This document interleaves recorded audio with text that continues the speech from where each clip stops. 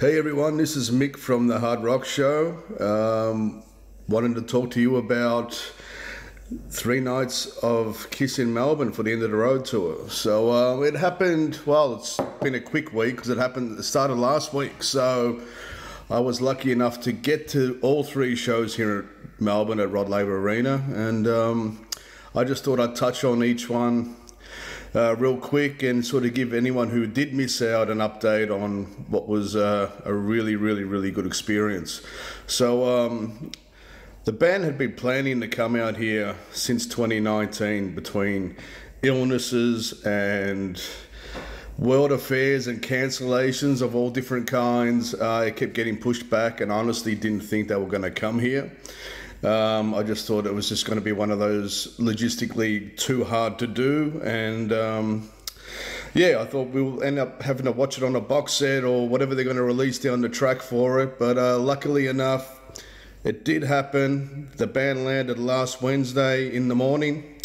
I was fortunate enough to have a day off work and watched it all unfold on TV, which was a great experience. So they landed here on Wednesday morning.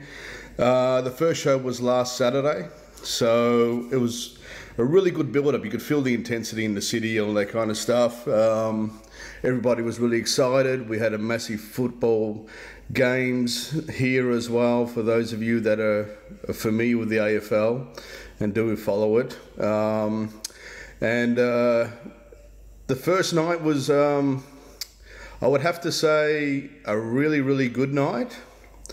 The band, I thought, played the best they've played for well over 10 years here. Barring the fact that I saw them at Download in England in 2015, and I thought that was a really great experience and a really good show that night. But I have to say that the band was really wanting to go out in the best possible way they can here. Yeah, the set list was, I guess, a little bit disappointing. I would have liked to have had a couple of more 80s tunes, to be honest with you. Definitely something like Crazy Nights, the song. We've never had anything from Crazy Nights played here. I would have liked, you know, maybe Tears Are Falling, putting back in the set. Just a couple of more 80s songs. I felt like it was very Destroyer dominated, and Creatures, which isn't a bad thing. But overall, night one was great.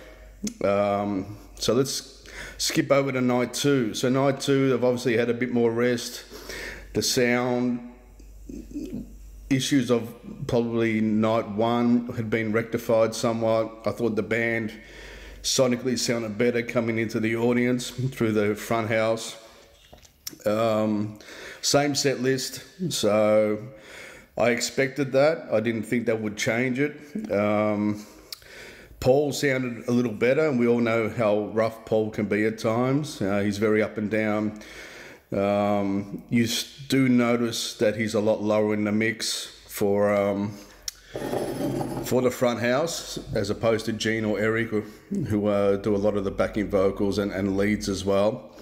But having said that, I thought it was the best that he'd sound in a while. So again, the band, I thought, stepped it up again. I thought the energy was really good. I think getting the first night out of the way was always going to be difficult, being the first night of the first show of the first, you know, of the tour. And so yeah, no, it went really well. I thought Tommy and Eric are just machines. They just really know how to play very well, and they are really the glue of Kiss. And to be honest with you, anyone who says they want Peter and Ace back, you know, don't get me wrong. I love the fact that we finally got to see the reunion tour some 25 years ago, whatever it was now. But having said that, to call it down the middle, down the line, they're done. You know, Ace is very hit and miss, and had been for many years, even when he joined Kiss again. But to think that you don't want to see Tommy and Eric with Gene and Paul. You'd be crazy to say that, and that's just my opinion, and I am a Kiss tard like the rest of you.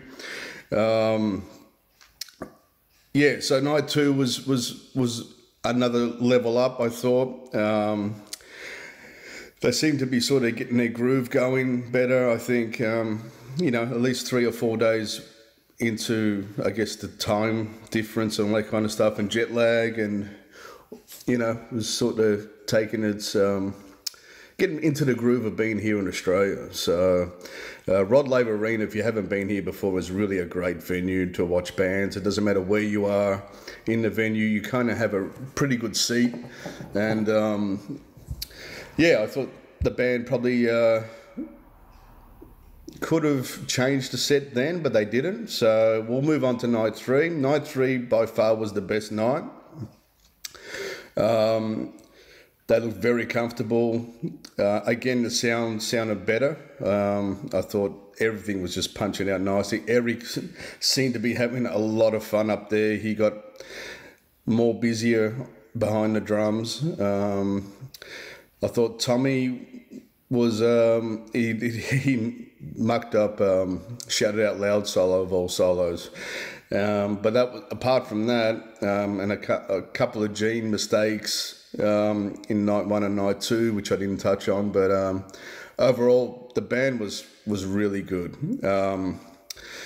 Yeah, I really enjoyed it. Again, the same set list.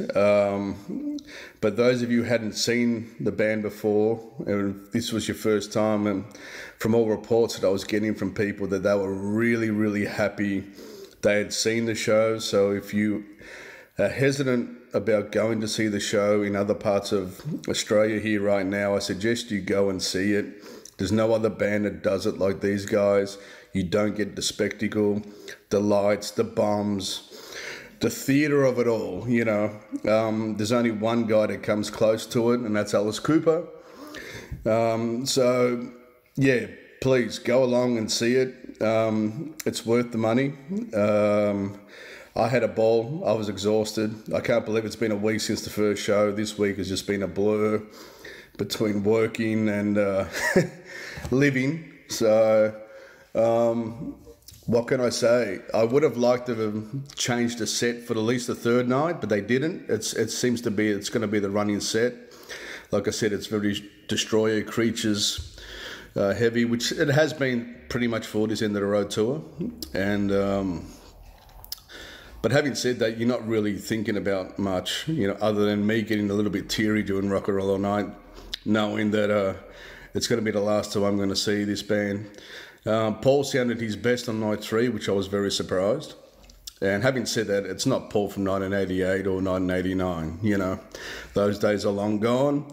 But if you take it for what it is and what they're doing, and, you know, a couple of guys in their 70s and the other guys in their 60s, they are bringing it better than a lot of other bands. I just want to touch real quick as well.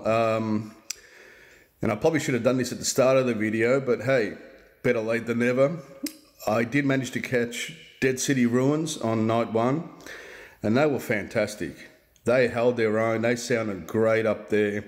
They looked good up there. They looked comfortable. Excellent job, boys. I hope this does give you the recognition that you guys deserve. And yeah, hopefully it sells a few albums when the new album drops soon. So no, great job as well. Night 2 was Rival Fire. And I don't know anything about them. I think I might have heard the name maybe.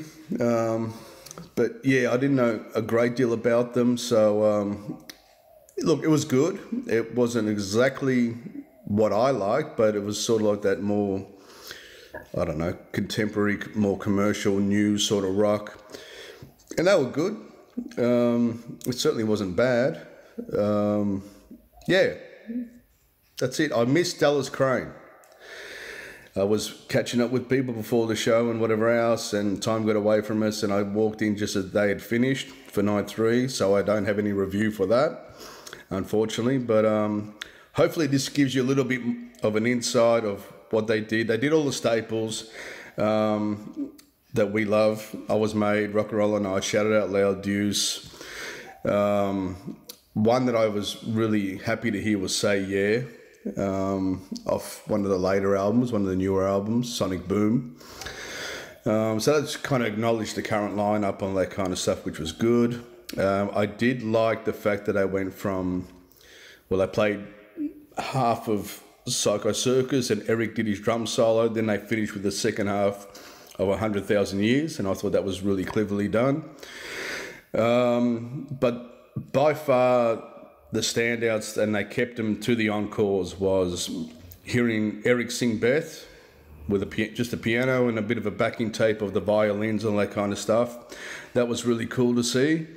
And a full band performance of Shandy. That was amazing to see that.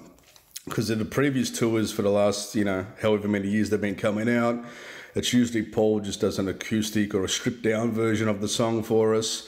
Because that song here was a massive, massive song back on Unmasked back in 1980, and that's when, coincidentally, is when they first toured here in Australia. Yeah, apart from that, what can I say? It's bittersweet. I'm going to miss the band a lot. They have been a huge part of my life. They were the reason why I picked up drumsticks and started playing many, many years ago. They're the reason why I still look like a hippie. So yeah, they brought everything that we wanted. It was a great experience, and for those of you that did see it, I've seen nothing but great comments all around. So yeah, have a great weekend. Look after each other. Be good, and hopefully I'll see you soon. Bye.